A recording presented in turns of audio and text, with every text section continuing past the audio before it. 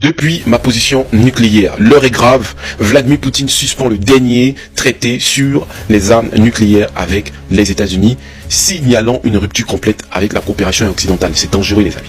On rentre là dans une autre guerre.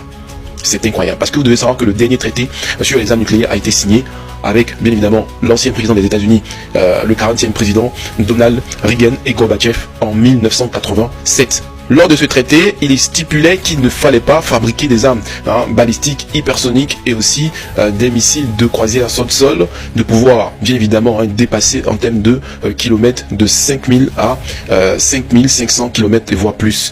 Et là, il constate que la Russie a violé tout ça. Alors que eux, mes amis, fabriquent des armes aussi qui dépassent, bien entendu, vous savez très bien, 5000 à 5000 km.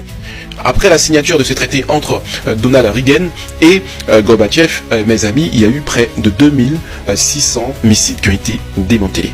Alors, Vladimir Poutine, en 2025, nous annonce la suspension de ce traité. Et aussi une rupture complète avec la coopération, bien entendu, occidentale.